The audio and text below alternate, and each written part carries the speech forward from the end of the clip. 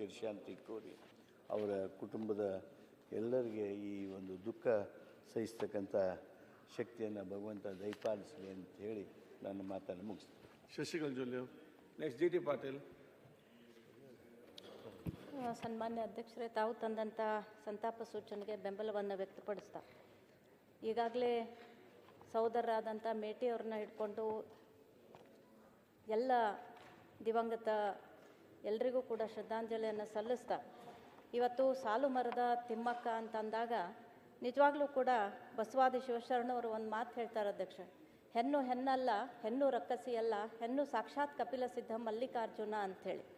ಹಾಗಾಗಿ ನಮ್ಮ ನಾಡಿನ ಇತಿಹಾಸ ಇರ್ಬೋದು, ನಮ್ಮ ಜಗತ್ತಿನ ಇತಿಹಾಸ ಇರ್ಬೋದು, ನಮ್ಮ ದೇಶದ ಇತಿಹಾಸ ಇರ್ಬೋದು, ಯಾವಾಗ ಕಷ್ಟ ಕಾರ್ಪಣ್ಯಗಳು ಬರ್ತವೆ, ಪ್ರತಿಯೊಂದು ಕ್ಷೇತ್ರದಲ್ಲಿಯೂ ಕೂಡ ಹೆಣ್ಣು ಮಕ್ಕಳ ಕೊಡುಗೆ ನಮ್ಮ ನಾಡಿಗೆ, ನಮ್ಮ ದೇಶಕ್ಕೆ ಅಪಾರವಾಗಿ ಇದೆ ಅಂಥೇಳಿ ಇದೆ ಅನ್ನೋದು ನಮಗೆಲ್ರಿಗೂ ಗೊತ್ತಿರುವಂಥ ವಿಷಯ ಅಧ್ಯಕ್ಷ.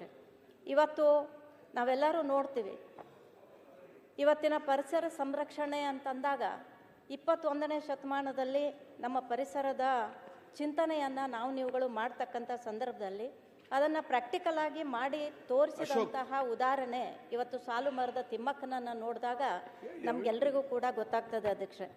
ಇತ್ತೀಚಿನ ದಿನಗಳಲ್ಲಿ ಎಲ್ಲೆಡೆಯಲ್ಲಿ ಪರಿಸರದ ಸಂರಕ್ಷಣೆಯ ಕೂಗು ಕೇಳ್ತಾ ಇದ್ದೀವಿ. ಮನುಷ್ಯ ಬದುಕಬೇಕು ಅಂತಂದಾಗ ನೀರು, ಗಾಳಿ ಮತ್ತು ಆಹಾರ ಇವು ಮೂರು ಕೂಡ ಬಹಳಷ್ಟು ಮುಖ್ಯ ಅನ್ನೋದನ್ನು ನಾವೆಲ್ಲರೂ ಕೂಡ ಅರ್ತಿದ್ದೀವಿ.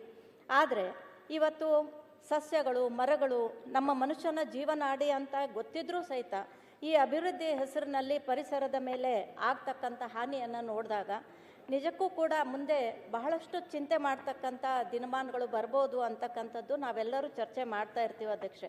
ಆದರೆ ಇವತ್ತು ಪರಿಸರದ ರಕ್ಷಣೆಯ ಬಗ್ಗೆ ನೀವುಗಳು ಈ ರಕ್ಷಣೆ ಬಗ್ಗೆ ಚಿಂತನೆ ಮಾಡ್ತಿರ್ಬೇಕಾದ್ರೆ ಸಾಲು ಮರದ ತಿಮ್ಮಕ್ಕನ ಉದಾಹರಣೆ ನೋಡಿದಾಗ ನಮಗೆ ಭಾಳಷ್ಟು ಹೆಮ್ಮೆ ಆಗ್ತದೆ ಅಧ್ಯಕ್ಷ.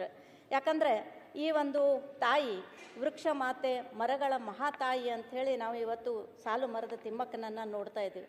ಈಗಾಗಲೇ ಮುಖ್ಯಮಂತ್ರಿಗಳಿರ್ಬೋದು ಅಥವಾ ವಿರೋಧ ಪಕ್ಷದ ನಾಯಕರಿರ್ಬೋದು, ಅವರ ಜೀವನದಲ್ಲಿ ನಡೆದು ಬಂದ ದಾರಿಯನ್ನು ಅವರೆಲ್ಲರೂ ಕೂಡ ಹೇಳಿದ್ದಾರೆ ಅಧ್ಯಕ್ಷ.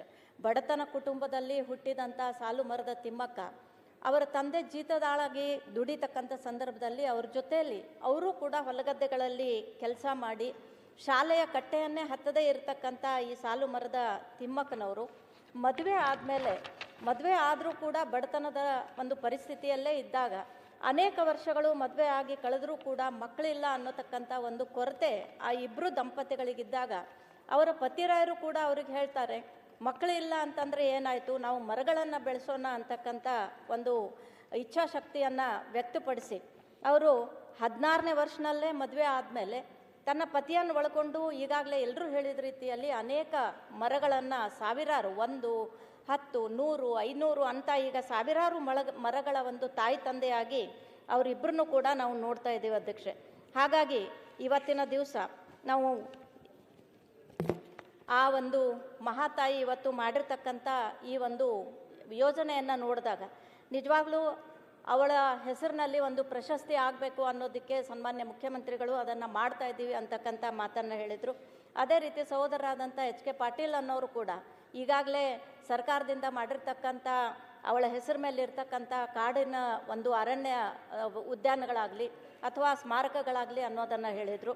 ಇದನ್ನೆಲ್ಲನೂ ಕೂಡ ನಾವು ಸ್ವಾಗತ ಮಾಡೋದ್ರ ಜೊತೆಗೆ ಅವಳ ಪ್ರಶಸ್ತಿ ಮತ್ತು ಪರಿಸರ ದಿನಾಚರಣೆ ನಿಮಿತ್ತ ಶಾಲೆ ಕಾಲೇಜುಗಳಲ್ಲಿ ಈ ವಿಷಯದ ಅನೇಕ ಪಠ್ಯಪುಸ್ತಕಗಳಲ್ಲೂ ಕೂಡ ಬರಬೇಕು ಮತ್ತು ಈ ವಿಷಯದ ಬಗ್ಗೆ ಮಕ್ಕಳಲ್ಲಿ ಒಂದು ಚಿಂತನೆ ಆಗುವಂತಹ ರೀತಿಯಲ್ಲಿ ಪರಿಸರ ದಿನಾಚರಣೆ ನಿಮಿತ್ತ ಇಂಥ ನಿಬಂಧಗಳು ಕೂಡ ಎಲ್ಲ ಕಡೆಗಳಲ್ಲಿ ಆಗಬೇಕು. ಅದರಿಂದ ನೂರಾರು ಸಾಲು ಮರದ ತಿಮ್ಮಕ್ಕನಂತ ಮುಂದಿನ ಜನ್ರೇಷನ್ ಇದು ಬರಬೇಕು, ಅವರಿಗೆ ಒಂದು ತಿಳುವಳಿಕೆ ಆಗಬೇಕು, ಪರಿಸರ ಎಷ್ಟು ಮುಖ್ಯ ಅನ್ನೋದನ್ನು ತಿಳ್ಕೊಳ್ಳುವಂಥದ್ದಾಗಬೇಕು ಅನ್ನುವಂಥ ಒಂದು ಕಳಕಳೆಯನ್ನು ಕೂಡ ನಾನು ವ್ಯಕ್ತಪಡಿಸ್ತೀನಿ ಅಧ್ಯಕ್ಷೆ.